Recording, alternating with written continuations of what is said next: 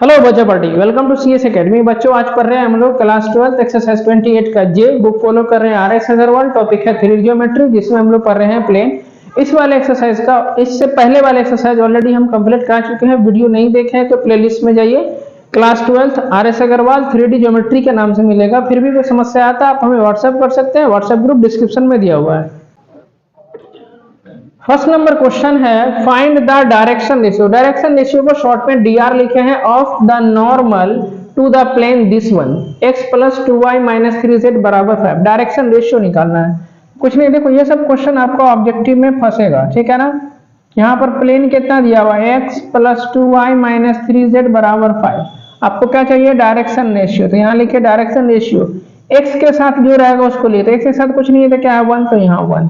फिर y के साथ जो है उसको लिखे तो y के साथ 2, z के साथ जो है उसको लिखिए तो ये हो गया -3। यही हो गया डायरेक्शन रेशियो, ठीक है। अब चलो सेकेंड नंबर में क्या है, डायरेक्शन कोसाइन लिखना है नॉर्मल का। तो प्लेन आपके पास ये दिया हुआ है, यहाँ लिखो सॉल्यूशन। यहाँ देखो 2x plus 3y minus z बराबर 4।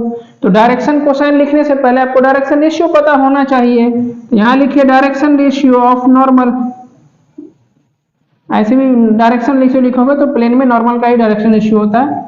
x के साथ क्या है 2 है तो यहाँ 2 हो गया, y के साथ क्या है 3 है तो ये 3 हो गया, z के साथ -1 है तो -1 हो गया, ठीक है। डायरेक्शन कोसाइन निकालने के लिए क्या करना पड़ेगा, इस सब का स्क्वायर करके ऐड करते हैं रूट के अंदर में। ये कितना हो जाएगा, यहाँ इसका स्क्वायर करोगे 4 प्लस 9 प्लस 1 रूट अंडर 14, ठीक है। अब यहाँ लिखेंगे डायरेक्शन कोसाइन तो कितना होगा this one upon this one, 2 upon root under 14, फिर 3 अपॉन कितना रूट अंडर 14, फिर -1 अपॉन रूट अंडर 14। बस यही हो गया, क्लियर है। चलो अब यहाँ देखते हैं तीसरा नंबर, find the direction cosine. DC मतलब direction cosine of the normal to the plane. यहाँ पर क्या है, प्लेन देखो कितना दिया हुआ है, सिर्फ y बराबर 3 दिया हुआ है ना। इसको हम ऐसा लिख सकते हैं 0x अब प्लस कितना y अब प्लस कितना 0z अब बराबर 3। अब ये कंप्लीट हो गया। अब डायरेक्शन रेशियो कितना होगा, x के साथ 0, y के साथ 1, z के साथ 0, ये हो गया। अब डायरेक्शन कोसाइन चाहिए तो पहले क्या लिखोगे, इस सब का स्क्वायर करके लिखा लोगे तो 1 0 का स्क्वायर 1 का स्क्वायर फिर 0 का स्क्वायर, तो रूट अंडर कितना 1, ये 1 ही मिलेगा। अब डायरेक्शन कोसाइन लिखेंगे तो 0 अपॉन 1 0 देगा, 1 बाई 1 कितना 1 देगा, 0 बाई 1 1 कितना देगा 0 ही देगा। तो ये हो गया डायरेक्शन कोसाइन। समझ में आ रहा है तो फटाफट स्क्रीनशॉट लो। 4 नंबर है find the direction cosine of the normal to the plane 3x plus 4 बराबर 0, ठीक है। यहां लिखेंगे हम सॉल्यूशन। प्लेन कितना दिया हुआ है 3x प्लस 4 बराबर 0। इसमें y z नहीं है तो इसको पहले कंप्लीट करो। इसको 0y प्लस 0z अब प्लस क्या 4 बराबर 0 लिख सकते हैं। अब लिखो डायरेक्शन रेशियो, dr मतलब डायरेक्शन रेशियो क्या होगा, x के साथ कितना है 3, y के साथ क्या है 0 और z के साथ 0, ये हो गया। अब डायरेक्शन कोसाइन के लिए क्या करना पड़ेगा, 3 का स्क्वायर प्लस 0 का स्क्वायर फिर 0 का स्क्वायर, ये कितना हो जाएगा 9 प्लस 0 प्लस 0, ये कितना 3 बचेगा। अब डायरेक्शन कोसाइन के लिए क्या करना, सब में इससे डिवाइड देना पड़ेगा। तो 3/3 0/3 फिर 0/3, तो कितना हो जाएगा, यहाँ कट के इधर हो जाएगा 1 0 और 0, ठीक है। यही आंसर हो जाएगा। 5 नंबर क्वेश्चन है write the equation of plane parallel to xy plane. ध्यान से सुनो, किसके पैरेलल है, xy प्लेन के हैं और पासिंग कर रहा है इसके। तो यहां पर लिखेंगे सॉल्यूशन। इसको थोड़ा सा ध्यान से देखो,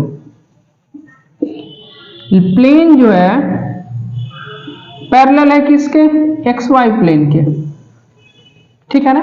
इसमें क्या नहीं है, z नहीं है, तो आपके पास इक्वेशन ऑफ प्लेन क्या होगा, इक्वेशन ऑफ प्लेन होगा z बराबर k या z बराबर लैम्डा, ठीक है ना। अगर x z होता तो y लिखते हैं यहाँ पर, ठीक है ना। x y है तो z लिखे, x z होता जो नहीं रहेगा उसको लिखेंगे, ठीक है ना। अगर मान लो y z होता तो x बराबर k लिखेंगे। इसमें देखो y z प्लेन के पैरेलल है तो इसमें x बराबर k हो जाएगा, ठीक है। तो यहाँ पर देखो ये कहाँ से पास कर रहे हैं, देखो यहाँ लिखे है it is passing through, it is passing through कौन सा पॉइंट 4 माइनस 2 3। तो x के जगह पर ये, y की जगह पर ये, z की जगह पर ये था, z की जगह पर कितना हो जाएगा 3, तो k बराबर 3, तो k का मान 3 निकला, इसीलिए z बराबर कितना 3 हो जाएगा, या नहीं तो इसको इधर ले आओ तो z माइनस 3 बराबर 0, ये आंसर हो जाएगा। क्लियर है? चलो 6 नंबर में आया,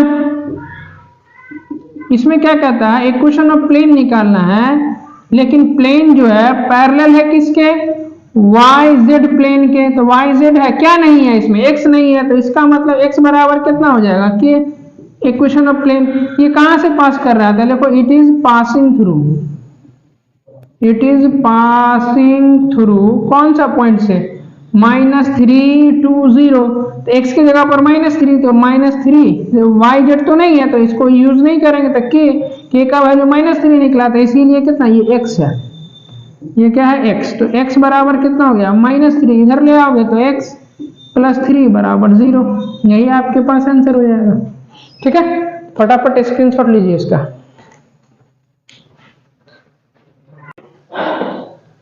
7 नंबर क्वेश्चन है, write the general equation of plane parallel to x axis. General equation क्या होता है बोलो, यहां लिखेंगे सॉल्यूशन, बताओ जनरल इक्वेशन ऑफ प्लेन क्या होता है।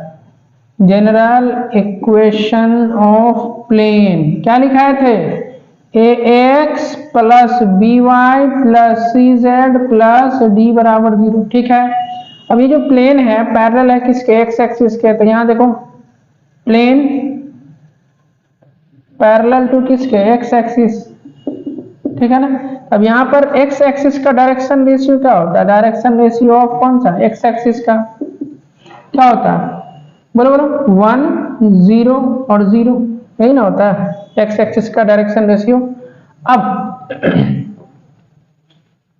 यहां पर से इसका डायरेक्शन रेशियो क्या है, नॉर्मल का, डायरेक्शन रेशियो ऑफ नॉर्मल का कितना है, ए बी और सी है। ठीक है, अब यहां पर ध्यान से देखोगे, ध्यान से क्या देखना है, देखो ध्यान से इधर, इसमें क्या है कि ये प्लेन पैरेलल है एक्स एक्सिस के, तो दोनों का डायरेक्शन रेशियो का मल्टीप्लिकेशन होगा, a1 a2 b1 b2 c1 c2 plus कितना 0, तो a इंटू कितना 1 प्लस कितना 0 इंटू बी और प्लस कितना 0 इंटू सी बराबर 0। अरे कैसे हो गया सर, देखो ये नॉर्मल जो है ये प्लेन पैरेलल है एक्स एक्सिस के, तो इसका मतलब नॉर्मल परपेंडिकुलर होगा एक्स एक्सिस पर। ठीक है, तो जब दो लाइन आपस में परपेंडिकुलर हो तो क्या कॉन्सेप्ट बताया था, a1 a2 plus b1 b2 plus c1 c2 बराबर 0, a इंटू 1 a यहाँ हो जाएगा 0, ये भी 0 बराबर 0, तो a का वैल्यू कितना निकला 0, a का वैल्यू इसमें पुट करोगे तो 0x plus by plus cz plus d बराबर 0, ये तो 0 हो गया, तो final answer by plus cz plus d is equals to 0, यही हो जाएगा आंसर। ठीक है, चलो अब 8 नंबर क्वेश्चन है, write the intercept cut off the plane 2x + y - z बराबर 5 ऑन x एक्सिस। मतलब ये वाला जो प्लेन है, ये जो प्लेन है x एक्सिस को कितना कट करेगा वो निकालना है, तो 2x + y - z बराबर 5। तो ध्यान से देखो कि कट इंटरसेप्ट फॉर्म में क्या होता है, बराबर के साइड 1, कैसे x/a + y/b + z/c बराबर 1, तो 1 कैसे आएगा, तो दोनों साइड सर 5 से डिवाइड दे दीजिए, तो 2x + y - z अपॉन 5, यहाँ 5 अपॉन कितना इधर 5, ये कट गया। अब इसको सेपरेट कर लो, तो 2x अपॉन कितना 5 प्लस y अपॉन कितना 5 minus z upon 5 equals to कितना 1।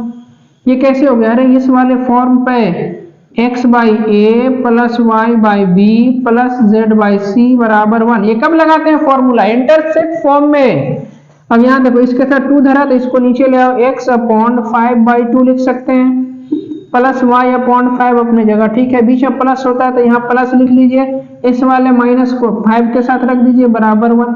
ये रहा x इंटरसेप्ट, y इंटरसेप्ट और z इंटरसेप्ट। क्या पूछ रहा है, x एक्सिस के साथ कितना इंटरसेप्ट करेगा, यहाँ पर लिखेंगे कितना x इंटरसेप्ट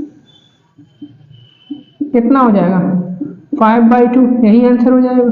ठीक है, 9 नंबर क्वेश्चन कहता है यहाँ प्लेन दिया हुआ है, इसको इंटरसेप्ट फॉर्म में चेंज करना है। तो देखो मतलब इस फॉर्म में चेंज करना है।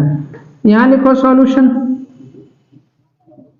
कितना है 4x minus 3y plus 2z बराबर 12।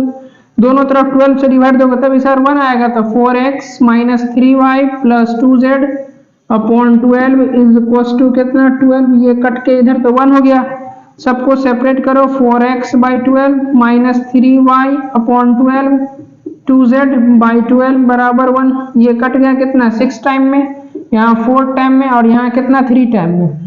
ये कितना हो जाएगा x बाई 3, यहाँ माइनस है ना तो इसको प्लस कर दीजिए, आई वाला माइनस को 4 के साथ लिख दीजिए। यहाँ प्लस है तो z बट्टा 6 बराबर 1। यही हो गया इंटरसेप्ट फॉर्म। क्लियर है, समझ में आ रहा है? तो फटाफट इसका स्क्रीनशॉट लीजिए।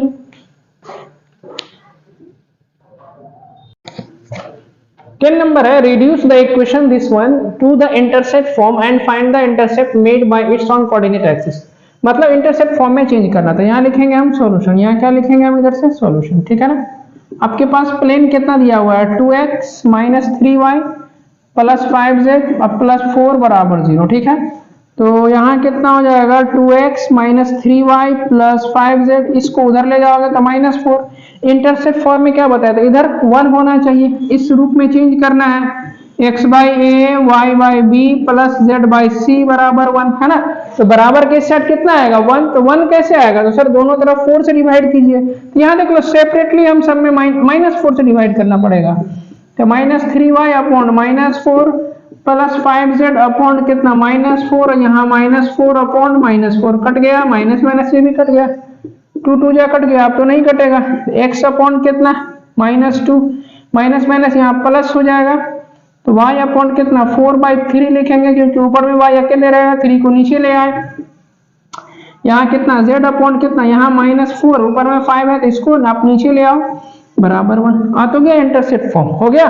अब आपके पास इंटरसेप्ट बोल रहा है तो यहाँ इंटरसेप्ट कितना हो जाएगा बोलो -2 4/3 और -4/5, यही आंसर हो जाएगा। क्लियर है, समझ में आ गया। इसको याद रखिए आप, ये है इंटरसेप्ट फॉर्म, ठीक है ना बच्चों। अच्छा क्लास यहीं तक रखते हैं, उम्मीद करते हैं पढ़ाई समझ में आ रहा होगा। यदि आप हमारे चैनल पर नए हैं तो हमारे चैनल को लाइक और सब्सक्राइब जरूर करें। तब तक के लिए भाई थैंक यू सो मच।